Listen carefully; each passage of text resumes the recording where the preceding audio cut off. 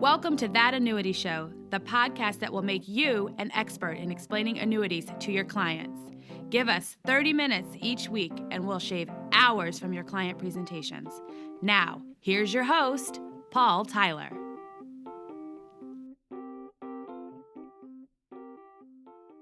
Hi, this is Paul Tyler, and welcome to another episode of That Annuity Show. And Mark, great to see you. Great to have you here. Paul, great to be here as always. Ramsey. Wonderful to be here. Same place, Same chair for quite a while. Hey, and one co-host we're missing today is Will Moorcroft. And I just have to, first of all, tell Will, thank you so much for all the work he did with us over the... I can't believe this. This is episode 120. Mark and Ramsey, can you believe this? We're just looking through that and saying, I can't believe we've had this. We had 128 plus guests on our show, and Will was, played a key role in most, if not all, of those shows. And I'm pleased to say he's got a great job. He's Chief Compliance Officer for Global Atlantic, and he's. I talked to him a couple days ago. He's looking across the street at the at the boat building. But Mark and Ramsey, hopefully get him back. I know he's got to sort of land, and if you are anybody listening from Global Atlantic, please tell Will come back. We want to keep his perspective going and we'd love to continue to build a broad community across the industry. So anyway, with that, we are so privileged to have a powerhouse in the industry join us, Maria Ferrante-Schepis. And for those of you who don't know her, she has just had a tremendous career in the industry. I've known her for probably, I guess 7 or 8 years, Maria. I think we met then. She was played leading roles at Prudential. She was the chief marketing officer at Guardian. She's president of Maddock Douglas and has just done some tremendous work driving innovation at a number of insurance companies, been active in industry associations. And let's see, you're on 2 boards, Homesteaders and Better Life, Maria. And you're also, I know, helping some startups that we've worked with, over the years with our incubator and some of the innovation efforts. So, Maria, thank you so much for coming and joining us. Thank you for having me. It's a pleasure to be here and see all of you again. So, sort of see you. Yeah. Well, Mark, why don't you lead off and kind of drive our conversation today? Sounds great. And Maria, thank you for joining us. I've watched several of your presentations. And I really appreciate your perspective on things and a lot of things that you kind of foreshadow in terms of what's to come. And one thing that resonated in terms of how you opened up a presentation a few years ago, and this actually resonates quite well, I think, with our group, being that Ramsey, Paul, and myself are all musicians. So Ramsey and I both play guitar. Paul plays piano. And how you opened up the presentation was, if there was a song for the future, here's what the song would be. And it was Any Color You Like by Pink Floyd. And it's a musical song, no words into it. And I guess if you can give a description in terms of, at that point in time, 2018, why that song? And then if you were to fast forward to today, any thoughts in terms of what it would be today? Well, it's a great question, and I'm so glad you picked up on that. And I did not know you were all musicians. I am too. I don't know if you knew that. But no. I'm a singer, I'm a flute player, and it's definitely, musicians appreciate that sort of track, right? And when a couple of times when I've gone up on the stage and used that, I ask people to tell me what song it is. Like, can they name it? And most of the time, unless it's a diehard Pink Floyd fan, they recognize it and they know it's from maybe that album, but they can't put their finger on the name, because of the fact that it is an instrumental. But the Any Color You Like is a great headline for that, the hope for the future. And not just hope, but my mission has been for a long time now to help people shape their own future versus having it shaped for them by other forces. And those other forces can be labeled in a lot of ways, like disruption or who moved my cheese, however you want to look at it. But I would still choose that song as the song of innovation and of the future, because it's always any color you like. We always have the power. It's like Dorothy in The Wizard of Oz. She had the power all along to go home. She just didn't know it. And so I think as it relates to what's changing in the future, how we're feeling about it, how the industry responds to it, it's always in our power to shift and change things, but sometimes we forget and we get caught up in that and lose track of the signals that we need to pay attention to. You know, what I find interesting is you do a lot of work in disruptive industries and industries that are on the cusp of change. And I find this interesting. I went back a little bit further and watched the presentation that you did in terms of some predictions of our industry going forward in the independent agent space. And this goes back to 2012. And some of the predictions that you put in, at the time were increases in regulation, consolidation in the industry, fewer new entrants into the industry, and then more complexity to product, which really you nailed every single one of them spot on, you know, as we evolved. I guess in terms of thoughts of like what put your mindset into that perspective at that point in time, and how did you see that follow through in terms of some of the impacts to the industry that you thought might take place as a result of that? Yeah, well, those were trends that, you know, were starting to emerge, and I always go back to, and so do my colleagues at Maddock Douglas, is always what's the insight that's happening in the consumer space? You know, what is the tension that's driving certain changes to happen, whether anyone considers them positive changes or not. There's things that consumers dislike about any product, any industry, any brand, that if certain things are taken for granted about that, then there's going to be change to try to step in and make it better. Whether it's regulatory, because, you know, best interest rules, things like that, or it's a startup or a disruptor that's going to come and say, you know what, I don't think it has to be that way. I don't think that this process needs to look like as painful. I don't think, I believe that it's a sold, not bought, you know, dynamic. Whatever that belief is, somebody's going to try to make a difference in that way. And some succeed, some fail, and some succeed, but not in the way that they thought they would. But we learn something from that.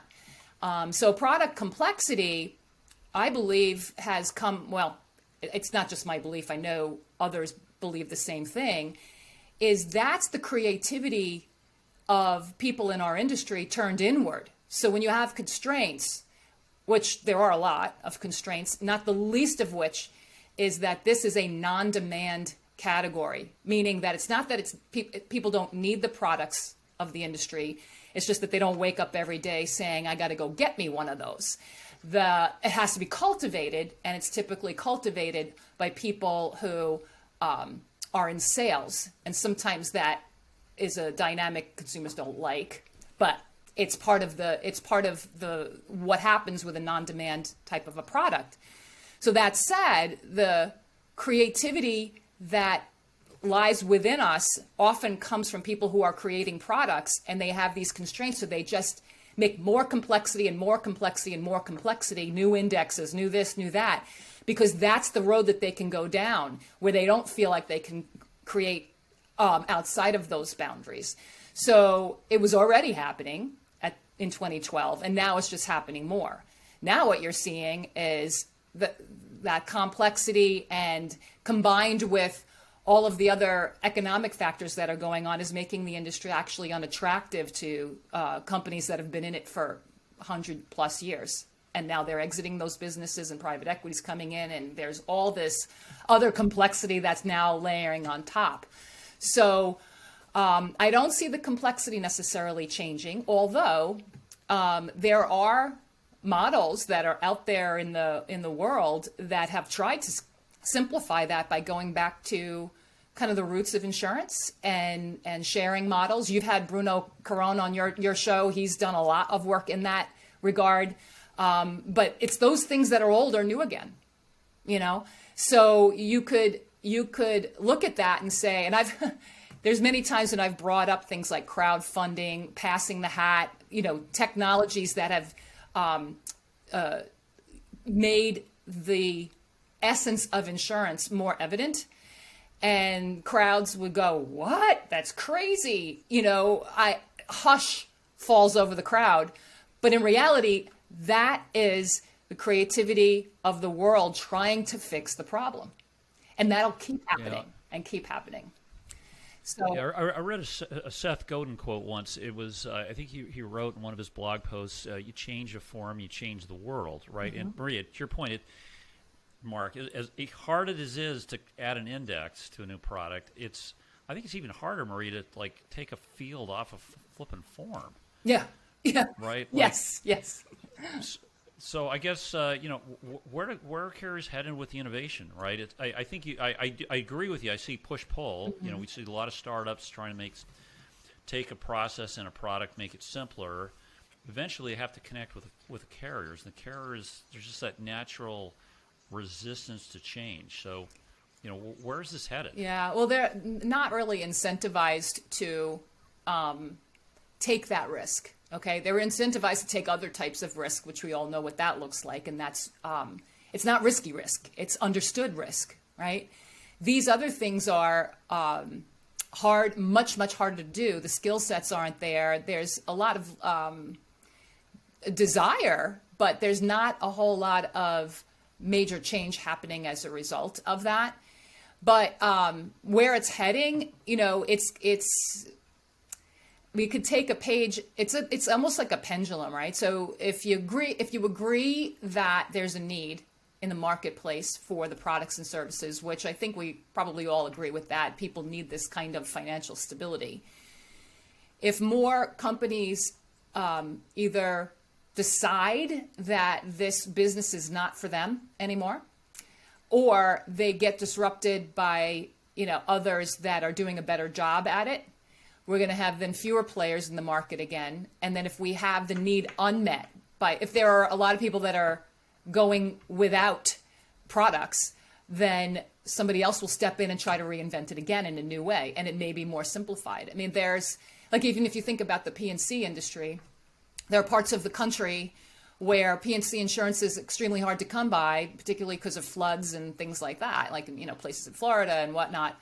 And there are companies who have exited the business, but that doesn't mean that the people don't want their homeowners insurance.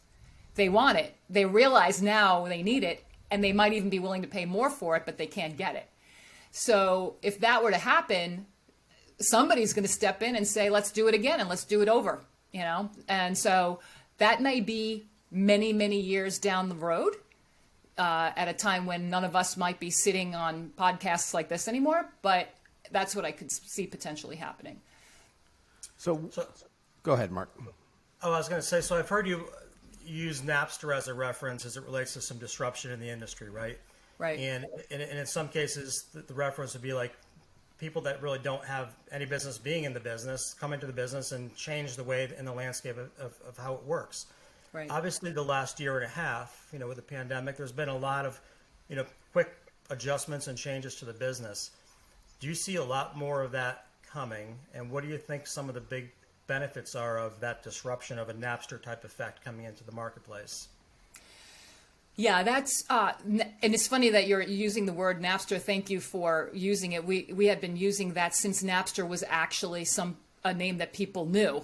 People don't even know it anymore because it's so far in the past. Now they'll call it the Uber moment, or use the disruptor of the day as the example. But the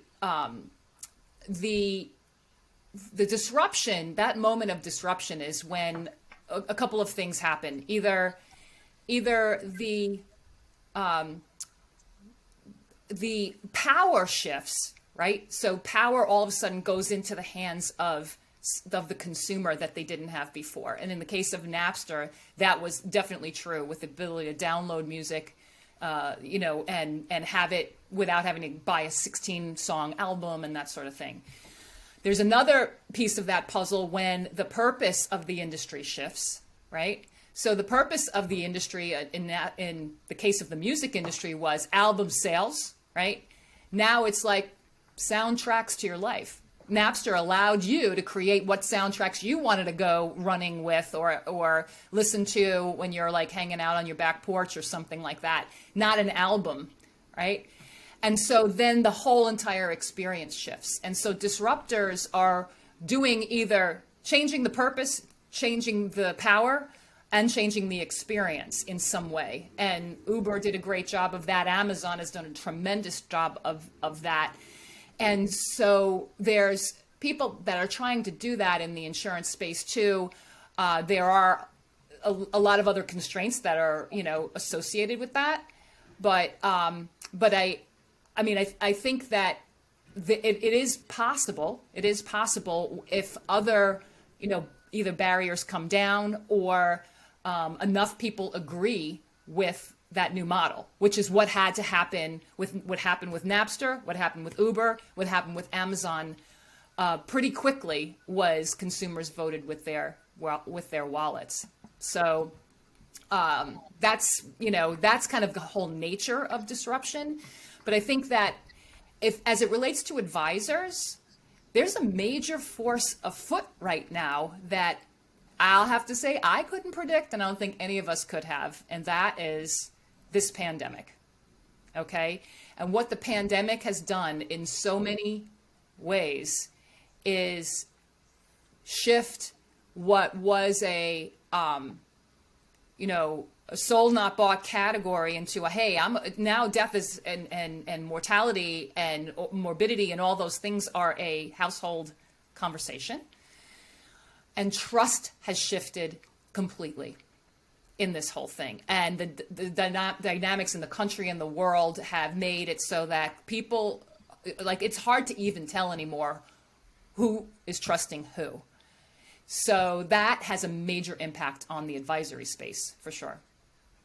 So an area where you have really had a lot of focus over the last, I'll call it 5 or 6 years since the first time I saw you speak at a conference myself, is in communication. So in this conversation, we've talked a lot about innovation and products, innovation in other areas, but tell us a little bit about how you see the role of communication. And I don't know if this is to make a pun or a joke about it. Like you've not only talked the talk, you've walked the walk. So tell us about some of the things that you've done there. Well, thanks for raising that, Ramsey. I've said that one of my passions and obsessions, I guess, in this business is to close the gap between consumer perceptions and the industry's intentions. We know the industry's intentions are good. Sometimes we don't execute all that great, but the consumer perceptions are not even close to what those intentions are. So closing the gap a little bit for me would be a positive in my career if I had an impact on that. So one of the areas that around communication, as you mentioned, is the study of authenticity. And that's the label we're putting on it. And a lot of people throw around authenticity a lot, not necessarily defining it, because it's one of those things that you kind of know it when you see it, but it's hard to define. So we unpacked that a bit and did a lot of work in studying that. And I have a lot of passion and also fun around that because what I love to do is translate. And I'm a techie nerdy when it comes to this industry. I grew up, I started when I was 18 years old and I was an illustration jockey in the 80s when illustrations were done partly by hand and also with PCs that had 2 garage doors and a floppy disk that had less power than Fitbit that you're wearing. But so I have that technical expertise, but I also have the creative side, which maybe is, where the music fits in. But trying to marry those things together so that consumers can understand the intent in a way that's interesting and that keeps their attention versus it being like, oh my God, I got to glaze over when somebody's going to hand me a policy with all of these, words that I don't understand. So it's been a goal of mine to, kind of break through some of those things and see if we can turn something super complicated and techie and maybe even, a tad, how should I say this, arrogant, into something that's more friendly, down to earth, and relatable. So the 6 elements of authentic communication in the studies that we've done to unpack it are being 1, easy to understand, 2, down to earth, 3, positive, because this business has a lot of negativity that's used as a lever sometimes, so you have to have a positive spin. Relevant, does it about me? Memorable, has to stick. And then finally, credible, which means it's obviously coming from a place of the consumer's best interest and not, someone else's. So if you have those 6 elements at present in the right mix, that's when you've got the formula for authentic communication and an opportunity to do that. It's hard for big entities to manifest that. Some of the startups have done a really good job of that because they're able to create new. They don't have hundreds of years of legacy brand and pomp and circumstance to deal with. But where the real opportunity is for people in the advisory space to do this with their clients. That's what makes them trustworthy. That's what makes them sticky. That's what makes those relationships solid and deep. So that's where I've spent a lot of time, not even just in this industry, but in other advisory spaces too, like real estate, helping people understand how to do that. Yeah, so I actually am an agent, Maria. 47 states licensed. But okay, so I do all that stuff. I had this practice in my hometown. I'm authentic. People go selling to people I go to church with. Great. So now we're on Zoom. Now we're digitally enabled. Am I going to have my lunch eaten by some of these companies that are just like overrunning, Google search, buying, millions of Facebook ads? What's my future? I do not believe that your lunch will be eaten by them because of the nature of their, the way they do that. At one point, I might have said yes to that question. But now with the shift that I mentioned before, the pandemic, now it's not a question of this or that. It's a question of the right division of labor between robo and human. And the division of labor is key, even for you as an advisor, to say, because you're going to use technology, you're not sitting there only with a pen and a paper anymore. I mean, you got some of the most high-tech equipment right around you right now.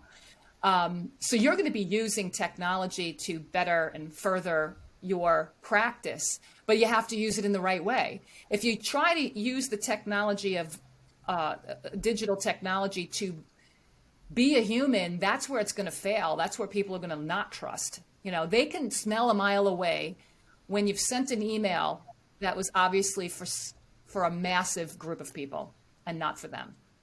That's a recipe for hitting the delete button. But if you've done something to help them understand that it is that's the relevant one, that it is specifically for them, either through it being individualized or because you really took the time to look at a group of people and say, hey, they all have the same, kind of need. They probably all have the same concern because I spoke to them recently and I know this is all true. So I might speak to them in a group, but it won't feel like it's irrelevant. It will feel like it's personalized. So there's a major opening right now for humans to be humans and for robots to be robots and for them to coexist peacefully in sync together. Does that make sense? Yeah. So I guess, so Paul's an agent and he's talking about conversations with clients, right? And how to have that authentic communication style with clients. Also, as Chief Marketing Officer, from a corporate standpoint, I'm assuming there's also themes that can be put into that brand of communication too. Right. So you've got direct one-on-one conversations taking place live. You've got communications taking place perhaps like at a seminar with an audience, emails, and then corporate communication. Like how do you see those tying together and then also differing in terms of that authentic approach?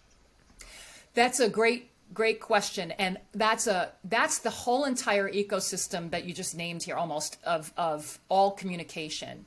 And what we do in our practice is we can assess communications of all types. So it could be a document, written communication. It could be a bill or a statement or language on a statement. It could be a narrative that's used to open a dialogue. It could be an email or a campaign.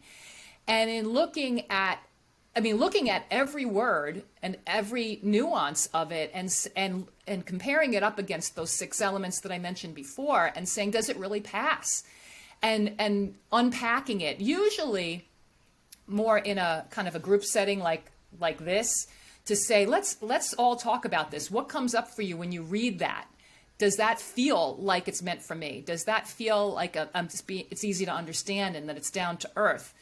Even imagery, right? If you're showing, so this annuity show is all in the retirement space, right? A lot of retirement communications come out with these perfect looking 65-year-olds with full heads of tousled gray hair.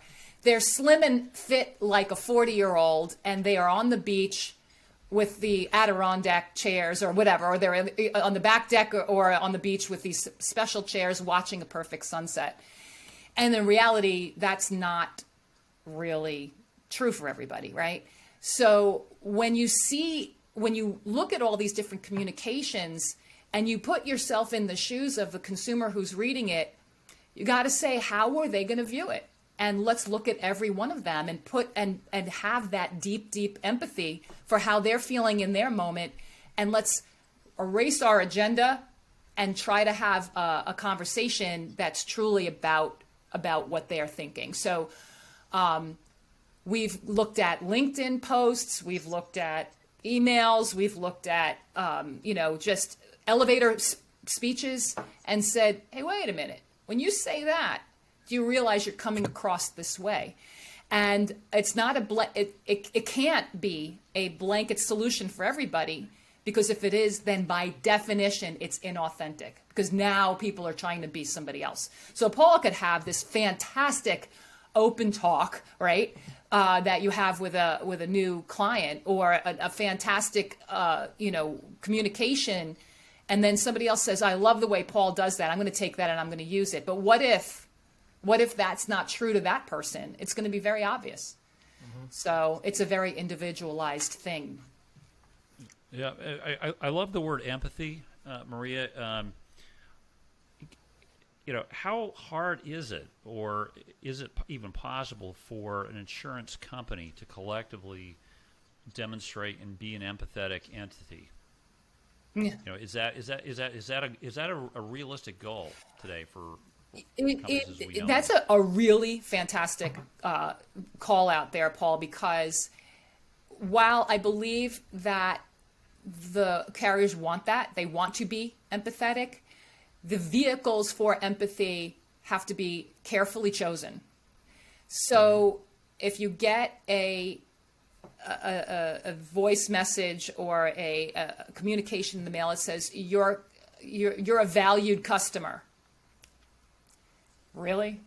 Like, no, I don't think I'm a valued customer. You have to say valued customer because you want me to think that you care. And I know you care, but you really have no idea who I am.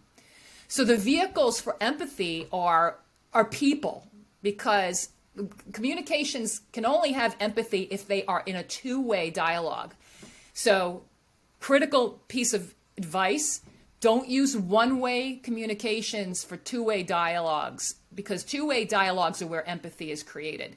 That's through their advisors, agents, through their customer service reps, and through any communications where there's a back and forth, where it's like, I know who I'm talking to. I'm talking to Maria. I'm talking to this person. And so now, it could be a death claim scenario, or it could be an annuitant claim scenario, whatever that looks like. It's got to be used in the vehicles in which you have a two-way dialogue, because it shoots us in the foot when we try to do it and it's looked at as like, yeah, right, that you might as well have just not done anything than to have somebody have that reaction. So, so that empathy is kind of that future state of authenticity, because now the world needs empathy more than anything. We are hurting. Your clients are hurting everywhere, even if they're doing well in the market right now because it's been, whatever, it's been a good ride. They are still like nervous about what's happening in the future. Where can they go safely? All of that. So empathy, the major vehicle and track for empathy is the advisor relationship. And that's where I think more advisors can even continue to improve in that area. Because sometimes they're just like, behaving in a robotic fashion because they've been trained to do it that way. And if they stop and say, hey, I'm just going to do this in a way that is going to shed all of that and say, what do you really need right now, client? And it might be just an ear to talk to. It might be like, oh my goodness, I don't know how I'm going to pick up my kids from daycare and do my job at home anymore. Maybe you could, give somebody a ride. It could be almost anything. And the best of the best do that sort of naturally. So one of the points you made earlier in terms of the challenge of building trust, right? And obviously in a sales process, agents out in the field, trust is really probably the most important thing to take it to that next level in terms of gathering the information, making the sale, and even getting to the point of getting a relativity of understanding on empathy. I'll go back to one of the openings that you did that I referenced earlier in the show with the music, right? Music is a very common denominator. You opened up your presentation with that, and you could see the audience kind of like, came into you, as a result of that. Are there different strategies that you can use up front to kind of build that ground level trust to kind of get to the next levels of conversation? Well, I would invite you to reposition the word strategy there, because if it's a strategy, then that's about me, right? When I say me, let's present 10. I'm the advisor for a minute. If I say I'm going to use a strategy, that means that's about me. I'm trying to get something. If you're in an empathetic role, now you're turning the tables, and your approach, let's say approach versus strategy, would be to start with what do they need, what do they want, what are they hurting from right now, or what are they confused by, and getting to really immerse yourself. So it's the listening skills. Some of the best advisors that I know talk so little. They really do. They just they say a few words and then they listen. And then they listen and they listen. And the person that they're talking with might have taken up the whole entire hour, and they might have talked for 5 minutes versus the client talking for 55 minutes. And the client walks away saying, that was the best. That was the best meeting I ever had. And meanwhile, the person who held the meeting only listened, pretty much. Now, that doesn't mean they never speak. Eventually they do. They have to give the advice, right? But if empathy is the goal, listening should be the number one tool that's used for that.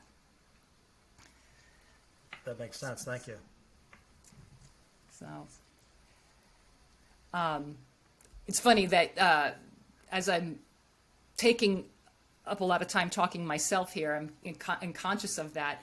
I do a lot of speaking, and some of these big stages, as you know, are ones where you are supposed to speak for the hour. You are, that's what you get hired to do, and to talk about these ideas.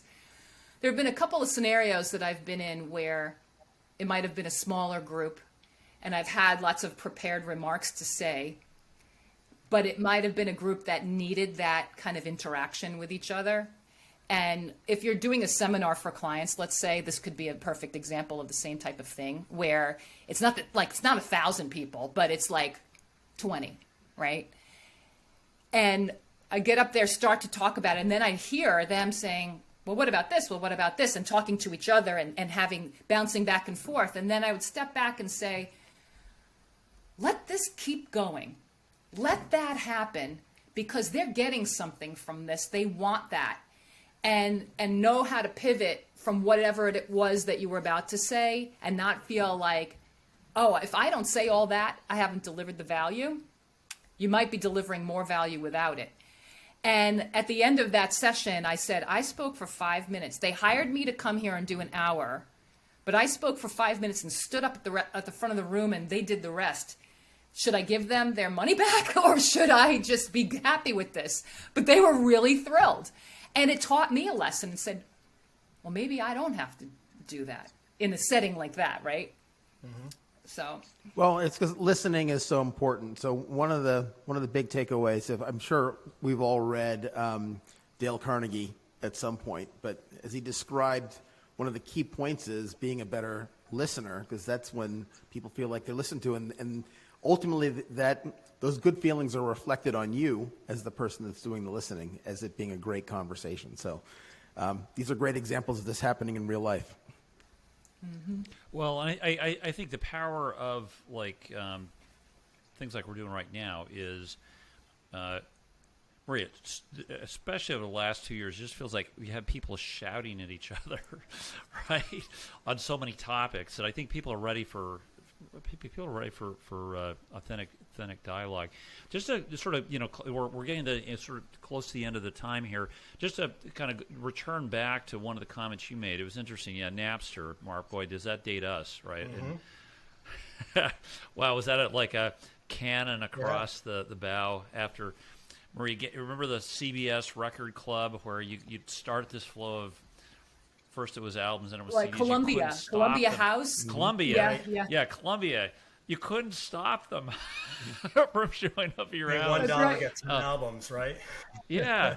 So like, if you look at our industry, we've had a lot of real interesting startups. I think on the P&C side, Lemonade. Our life insurance annuity side, we've had Ladder, Haven.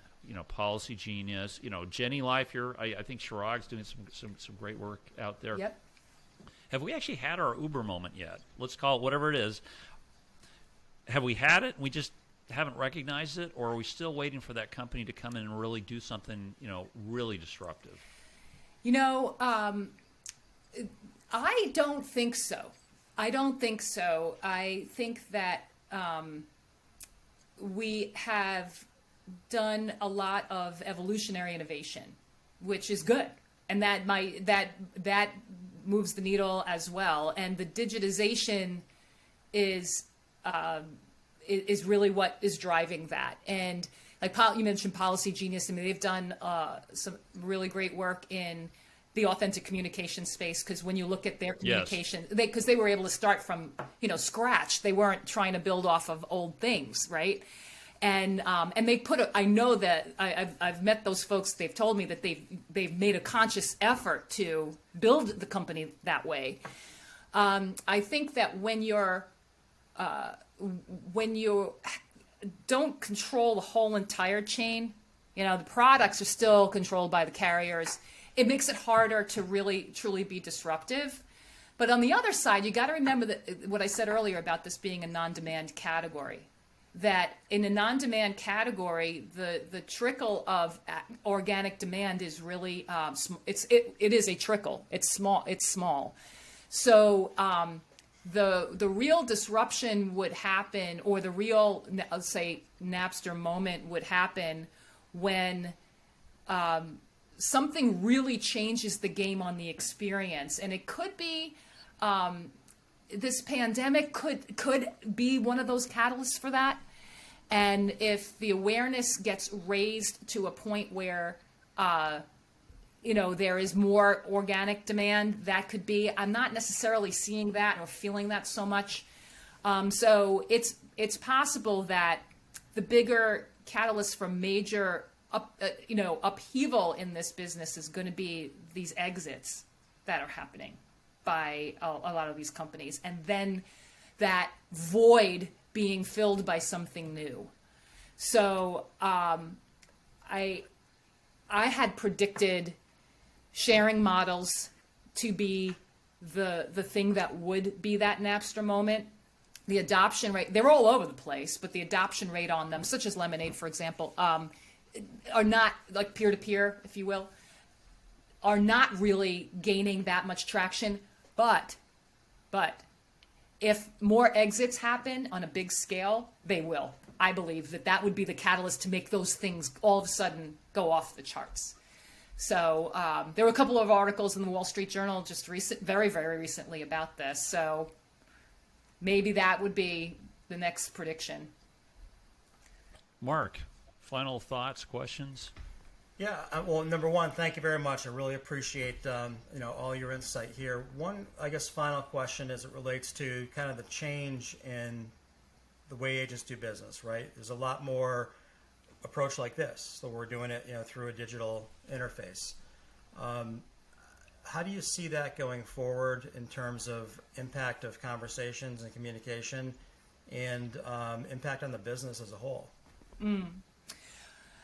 So there's always more than one way that you can see that opportunity or challenge, glass half full, glass half empty.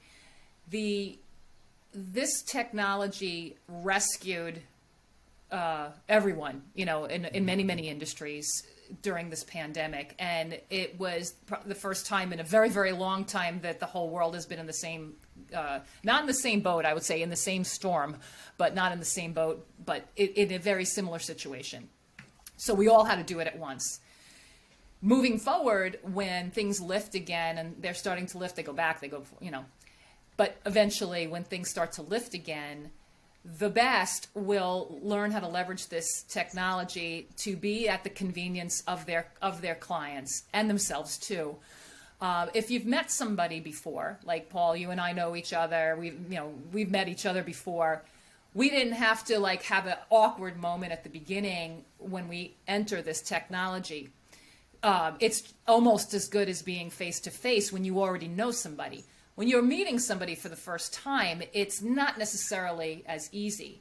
So if there's opportunities for people to meet people in person to begin with, and then use this technology for later meetings, that would be viewed as a major convenience for the client and for the advisor, and doesn't really take that much away from the experience. But if it's developing new relationships, there's definitely a bit of a ding there. So I would say that the best of the best are going to find that right balance of both the technology and the personal touch that will be the way that they grow in that future. Yeah, I agree. Thank you. Ramsey. So just wanted to say, thank you for joining us. And, I've certainly enjoyed the videos you produced over the course of the last few years. It's not easy stuff to do. You've done it with a sense of humor, and you've taken some risks, I think, which are good. I mean, no, seriously, that's one of the issues that we're in a risk avoidance of business by definition, right? So unfortunately, I think that sort of leaks into the way we communicate, right? So, absolutely. So you've done a great job of combating that over the years with your work. So thank you for that. Oh, you're welcome. On that note, this is one of the risks that turned out pretty good. This is the cover. This is the travel accessory for my book, Flirting with the Uninterested. But this is one of the many variations on the theme, which started out as a joke in a speech. It wasn't real, and then somebody said, "Oh my goodness, I've got to have that." So we have life insurance, we have 3 languages, we have annuities, we have disability insurance, we have all kinds of things that are part of this cover series. And what's better than that is it went viral on social media with people taking selfies on airplanes. So maybe that'll come back again as the pandemic lifts. Who knows? Well, and for our listeners, it's a book cover that says How to Sell Annuities on an Airplane. And yes, Maria, I actually did this. I think I sent you the picture, put it up on Facebook. Yeah. Nothing better than pulling that thing out and letting somebody next to you in that seat talk to you. Now, I guess that's a risk. I guess that's a risk. It's a risk. I guess version 2.0 is how to sell annuities on a plane with a mask. Yes. That's your, or if you really want privacy, it's like how not to give COVID to somebody on an airplane, right? This is great stuff. Yeah. Again, thanks for all the stuff you're doing. Thanks for your time today. Where should people, if people want to, get your books, learn about your, what you're focused on working, and we also have people from a number of companies listening. If they'd like to have you as a speaker at a conference, how should they get in touch with you? So please feel free to email me at maria.fs@maddockdouglas.com. You can also visit our website for a little bit more information. The book is available on Amazon, Flirting with the Uninterested, Innovating in a Sold Not Bought category. I'll also be at MDRT Edge in Philadelphia in November 9th and 10th, I believe, is the dates, or 8th, 9th, and 10th. And so that, I believe, will be live. We shall see. But I'll be talking about the post-pandemic future of advice there at that meeting as well. So happy to be in touch with any of your listeners, and I hope that this was valuable. No, this is terrific. Maria, Ramsey, Mark, thank you. And Maria, we'll put all those links in our show notes. If you're listening to our show, just open up your app and click through. Please do. Maria's book's great. I've read it. I've got a copy of it. I personally give it 5 stars, Maria. So thank you. That's my social recommendation. Thanks again. Listen, as always, give us feedback. Send us emails, notes, comments, and social about questions we should have asked, questions or guests you'd like to have on our show. Thanks, and tune in again next week for another episode of That Annuity Show. Thanks for listening. If you've enjoyed the show, please rate and recommend us on iTunes, Stitcher, Overcast, or wherever you get your podcasts. You can also get more information at thatannuityshow.com.